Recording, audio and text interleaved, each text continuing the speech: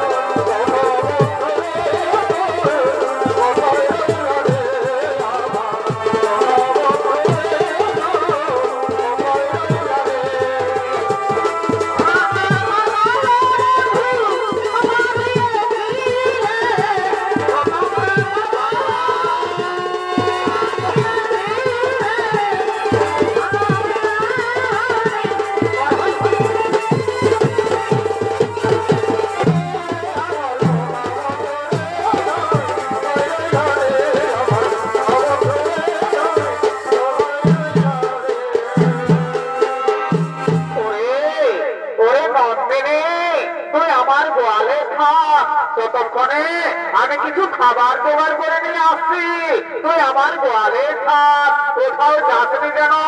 আমি এক্ষুনি আসবো, আমি এক্ষুনি আসবো, আমি এক্ষুনি আসবো।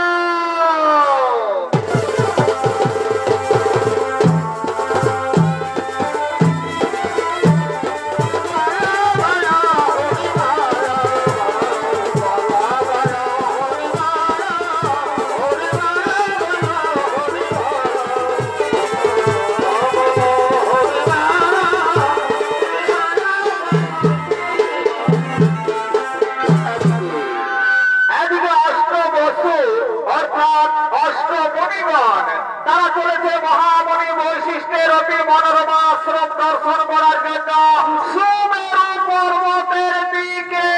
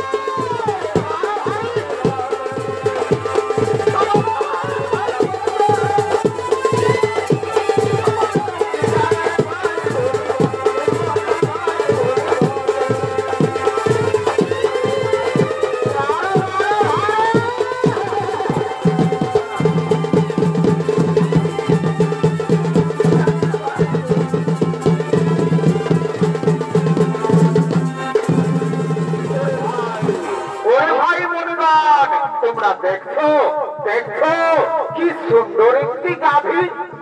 আরে ভাই সত্যি তো গাভীটি তো খুব সুন্দর। আরে ভাই শোন শোন শোন শোন শোন, তোরা জানিস না এই গাভী হলো স্বর্গীয় গাভী সুরভির কন্যা। দেবতাগণ মহামণি বৈশিষ্ট্যকে দুগ্ধ পান করার জন্য দিয়েছে। এই গাভীর দুগ্ধের এমনই গুণ, যদি বর্তবাসী একবার পান করে তাহলে 100 বছর পর্যন্ত পরমাও বৃদ্ধি পায়। গাভীর গুণগান শুনে প্রভাত ঋষির স্ত্রী ছুটতে ছুটতে আসছে।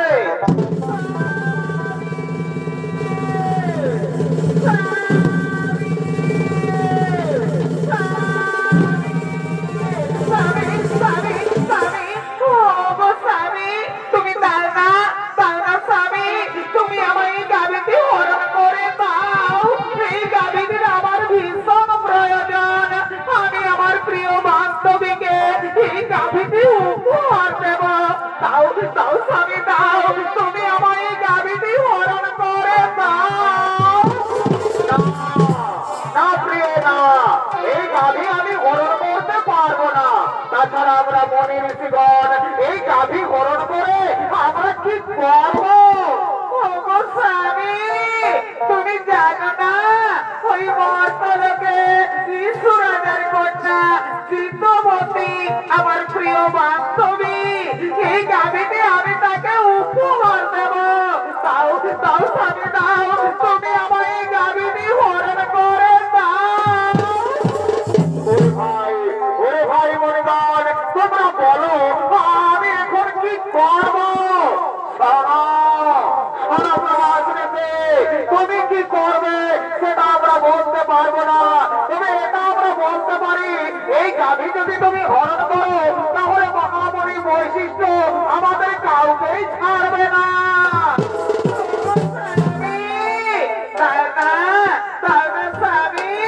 তুমি আমার এই গাভীটি হরণ করে দাও। এই গাভীটির আমার বিশেষ প্রয়োজন।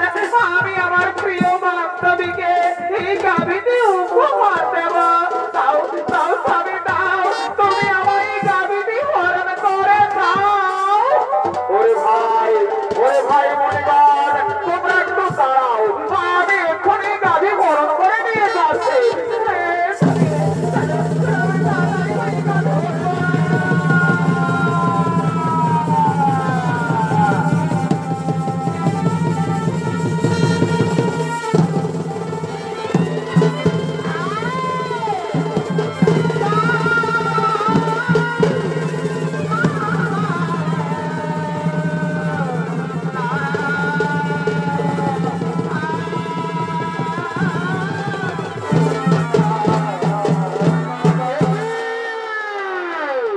আমার গোয়াল শূন্য কোথায় গেল আমার দিব্য গাভী নন্দিনী?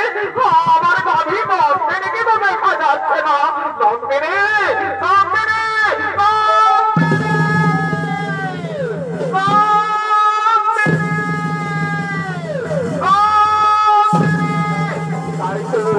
আমার দিব্য গাভী নন্দিনীকে তো কোথাও দেখা গেল না। তাহলে আমার গাভীকে নিশ্চয়ই কেউ হরণ করে নিয়ে গেছে। আমার এই ধান জমে দেখতে হবে কোথায় গেল আমার দিব্য গাভী নন্দিনী।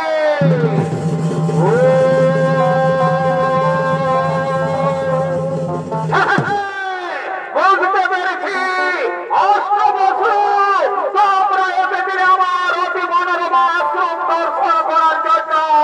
তোমরা আমার দিব্য গাভী নন্দিনীকে হরণ করে নিয়ে গেছো মর্তলোকে। যাও, আমি তোমাদের অভিশাপ দিচ্ছি, মর্তলোকে মানব কুলে জন্ম নেবে তোমরা।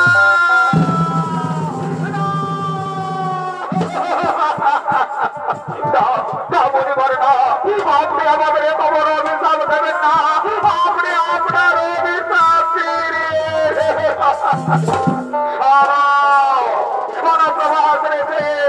আমার মুখ থেকে যখন বাক্য বের করেছে তা কখনো লঙ্ঘন হবে না। মর্তলোকে মানব বলে তোমাদের জন্ম নিতেই হবে।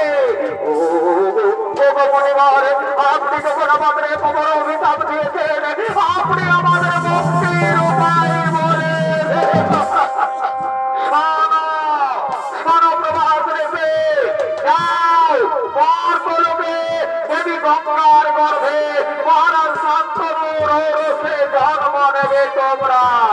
আর বাকি 7 জন ঋষি যারা তোমার সঙ্গে ছিল তাদের অপরাধ একটু কম, তাই তারা জন্মের পরেই মুক্তি লাভ করে ফিরে আসবে এই গোলকে। আর যেহেতু তুমি তোমার স্ত্রীর কথায় আমার দিব্য কবি নন্দিনীকে হরণ করে নিয়ে গেছো মর্তলোকে, সে কারণে তোমাকে সারা জন্ম কাটাতে হবে মর্তলোকে। জন্মের সময় তোমার নাম হবে দেবব্রত, বরং করে তুমি ভীষণ প্রতিজ্ঞা করার পরে তোমার নাম হবে ভীষ্ম।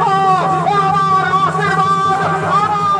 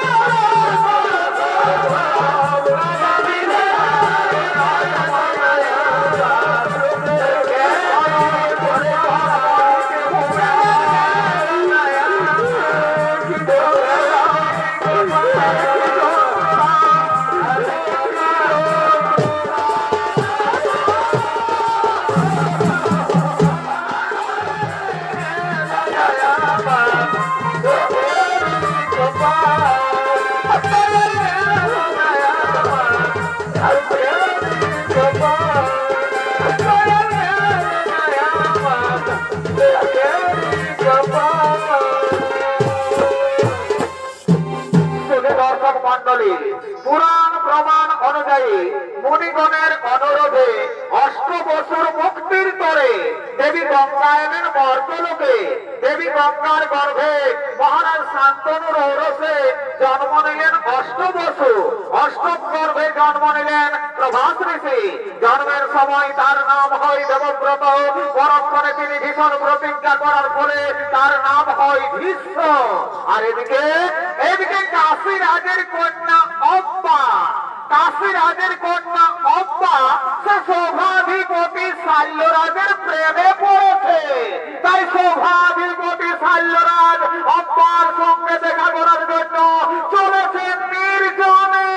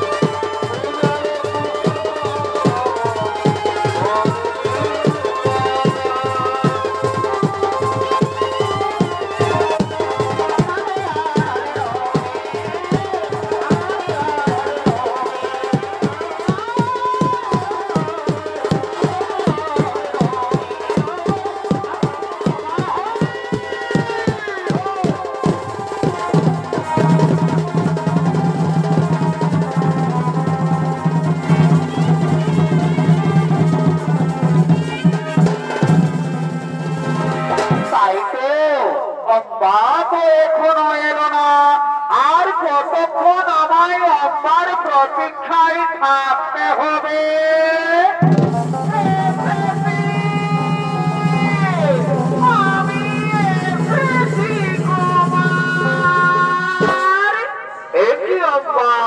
তুমি এত দেরি করে কেন এলে অম্বা? অম্বা, তুমি কি বলতে পারো আর কতদিন আমাদের এইভাবে লুকিয়ে লুকিয়ে প্রেম করতে হবে? তোমার আর আমাদের এইভাবে লুকিয়ে লুকিয়ে প্রেম করতে হবে না। আগামীকালই তো আমাদের সংকর সভা, আপনি আমার সংকর সবাই যাবেন। আমি আপনার গলায় মালা দিয়ে আপনাকে আমি স্বামী রূপে বরণ করে নেব। তোমার অব্বা, তুমি সত্যি বলছো তো অব্বা? তুমি আমার গলায় বড় মাল্য দিবে তো? হে কুমারী, যার সঙ্গে আমার এতদিন থেকে ভালোবাসা, আমি তাকে ছাড়া কি আর অন্য কোন পুরুষের গলায় মালা দিতে পারি কুমার? তাই তুমি আমার, তুমি আমার, তুমি আমার। অব্বা, জানো অব্বা, আজ আমার কি আনন্দ হচ্ছে, আজ আমায় আনন্দে নাচতে ইচ্ছে করছে অব্বা। সত্যি বলছো কুমার? আমারও তাই, আজ আমায় আনন্দে গাইতে ইচ্ছে করছে।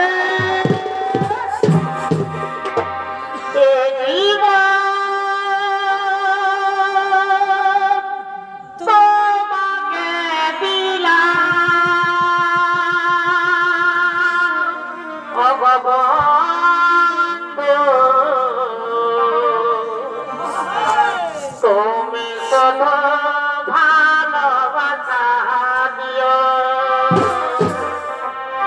অগবন্ধু তুমি শুধু ভালোবাসা দিও। পারিব সুখের চেয়ে সুখ তুমি যে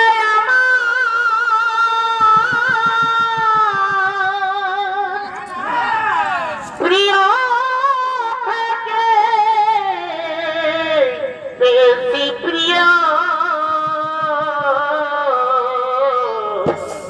তুমি শুধু ভালোবাসা দিও, অগবন্ধু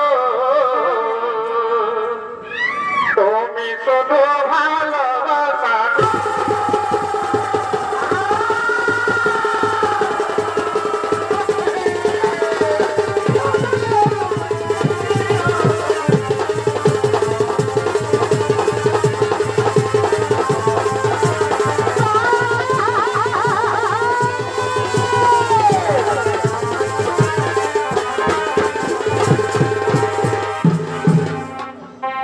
ভালোবাসা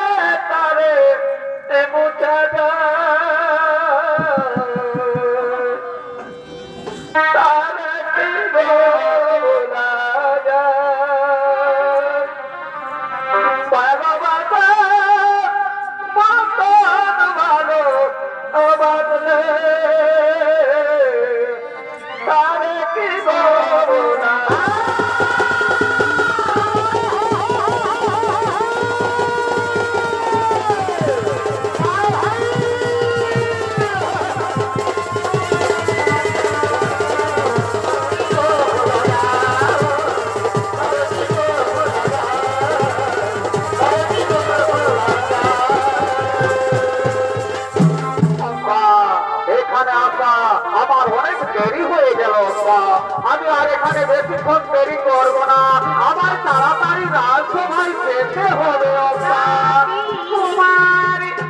আর এখানে করবো না, আমারও তাড়াতাড়ি গৃহে ফিরে যেতে হবে।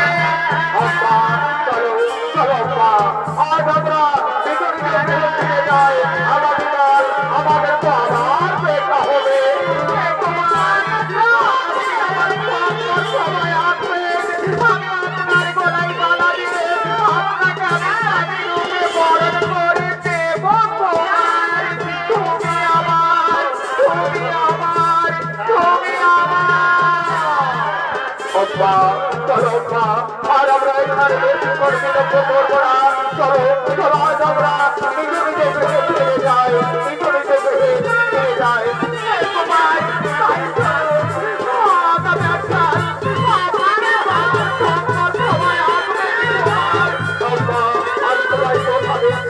আমি তোমার গ্রহণ সবাই অবশ্যই আসবো, অবশ্যই আসবো, অবশ্যই আসবো।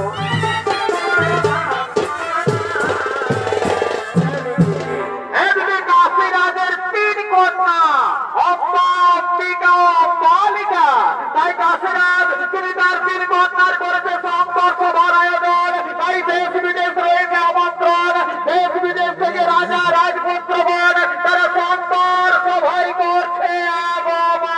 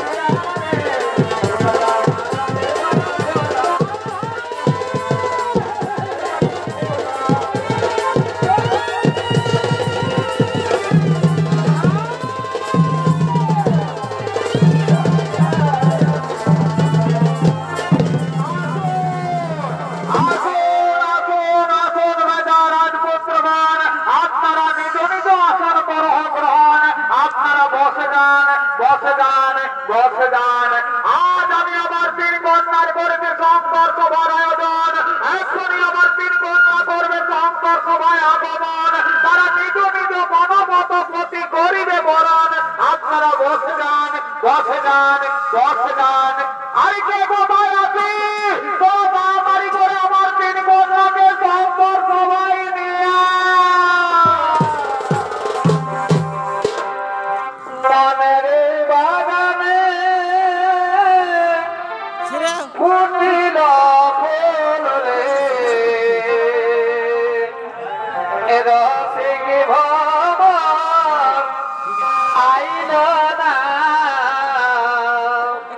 ফুলের মধু খাইল না।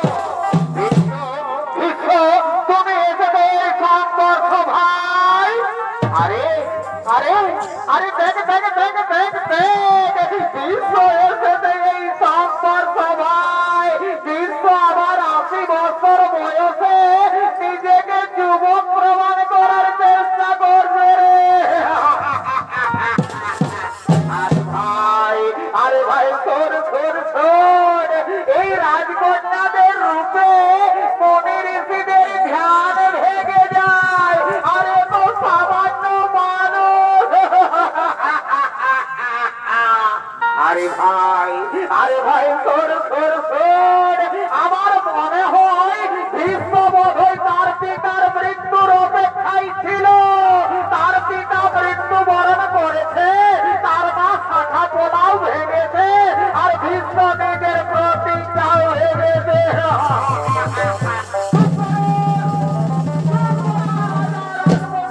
আপনারা সকলে চুপ করেন। আমি নিজে বিয়ে করার জন্য এই সংঘর্ষ সভায় আসবে। আমি এই সংঘর্ষ সভায় এসেছে বহু বলে তিনি কন্যাকে হরণ করে নিয়ে যাবো হস্তিনার রাজপ্রাসাদে। আমি আমার ভাই বিচিত্র বীর্যের রানী বানাবো। বাধা এতে যদি থাকে কারো শক্তি, তাহলে এই ভীষ্মের সম্মুখে এই সংঘর্ষ সভা চলবে যে আমার দুই কন্যারে করবে হরণ, তাহলে গণহত্যা করবো। আগে তোমার তাই হোক।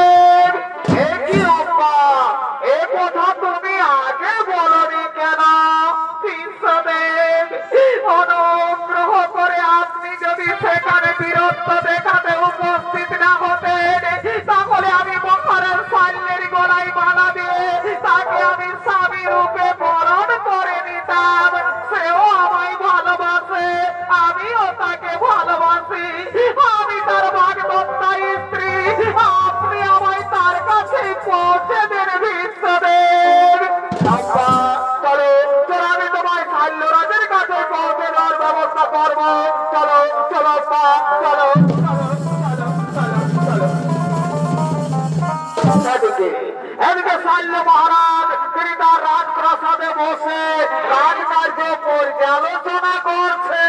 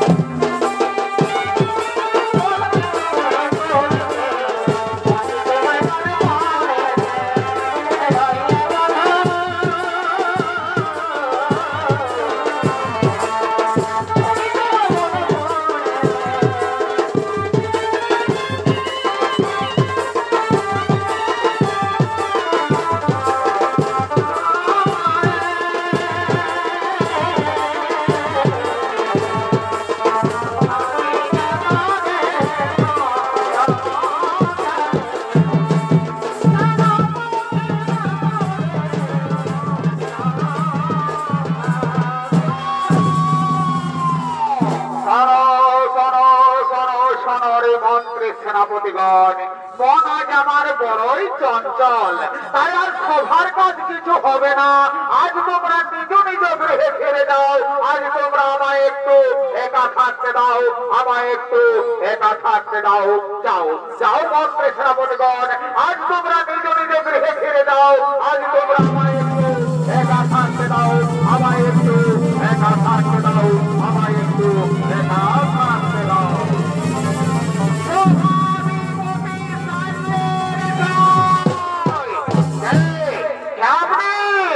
আমি আমি হস্তিনানগরের মহামন্ত্রী, আপনার বাগদত্তা স্ত্রীকে আমি আপনার কাছে এনে দিয়েছি মহারাজ। আপনি একে গ্রহণ করুন। আমি এখন আসি মহারাজ, আমি এখন আসি। অম্মা, তুমি এসেছো? পারে স্ত্রী তো স্বামীর কাছে আসবে, আমি এখনো মনে প্রাণে বিশ্বাস করি তুমি আমার স্বামী। নাও আমায়, তুমি নাও কুমার, আমায় তুমি গ্রহণ করো। নাও নাও কুমার, আমায় তুমি গ্রহণ করো কুমার। অম্মা কুমার,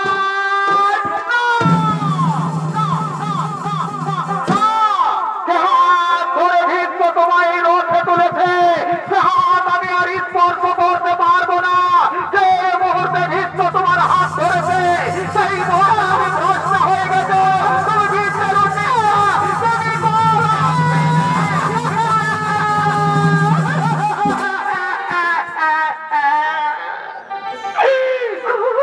প্রিয় সমাজের কলঙ্ক সাল্লারাজ আজ আমায় বলছে কলঙ্কিনী। দুর্বিষণা নারী, আমি আবারও বলছি যে মুহূর্তে ভীষ্ম তোমার হাত ধরেছে, সেই মুহূর্তে তুমি ভ্রষ্ট হয়ে গেছো। তুমি ভীষ্মের উচিত না, তুমি ভীষ্ম প্রতিবাদ করছিস না।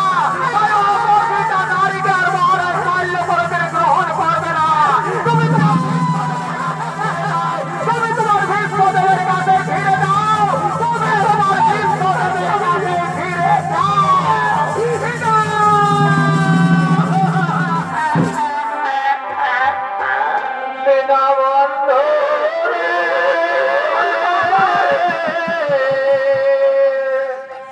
তুমি বিনে আমার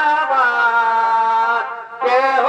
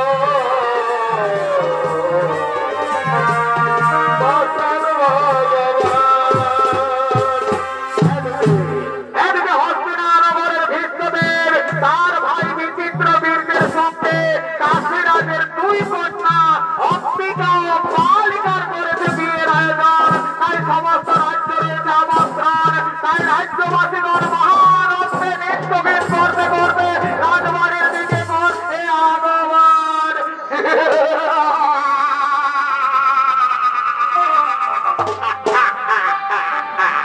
কি মজা রে ভাই, কি মজা। আরে ভাই এইটা খাবেই তো বিহা ঘর, যত পারবি ফুর্তি কর। করে কালিন্দিরে আয় আয় আয় আয় আয় আয় আয়। আরে বাজা বাজা বাজা। আরে ভাই এইটাই তো বিহা ঘরের মজা। কাকা হোক কাকা হোক কাকা এই রঙিন বোতল দেখলে আমার মাথা যে ঘুরে।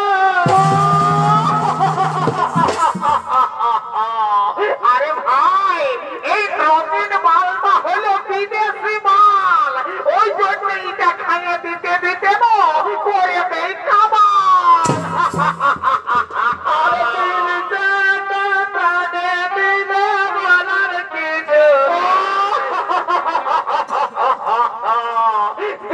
মালটা হলো আমাদের বেশি, ওই জন্যই তোমার আদরটা একটু বেশি। মন গেল রে মাঠে, মন গেল রে মাঠে, নাচে নুচে ঘাটে দিব আজ রাতে, সারাটা দিন গেল।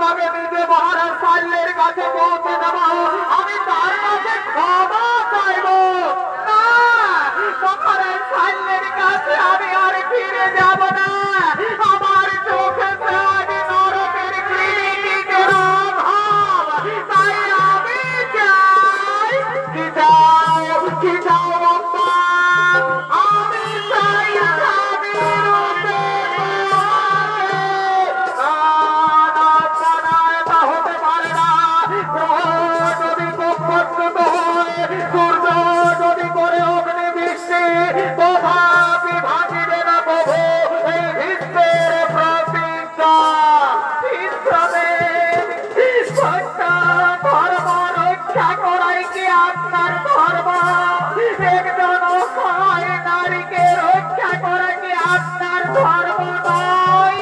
সে দেখো মোর প্রাণে অযোগ্য নহে গো তোমার, তাই রমণীর রমণী বলি করো উদ্ধার। না নয়, তা হতে পারে না।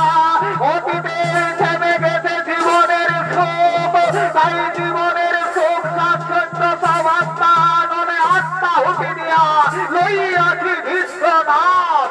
তাই তো বলি তোমার আমার মধ্যে আছে এক মহাব্যবধান। পূর্বে প্রতিজ্ঞা করিয়াছি আমি জীবনে কোনোদিন বিয়ে করব না। তাই তো আমারও বলি এই পৃথিবীতে যতেক রমণী সকলে আমার জননী। তাই জননী পদে পুজি তোমায় করি নমস্কার। আজি হতে দূর হোক তোমার আমার মধ্যে মহান্ধকার।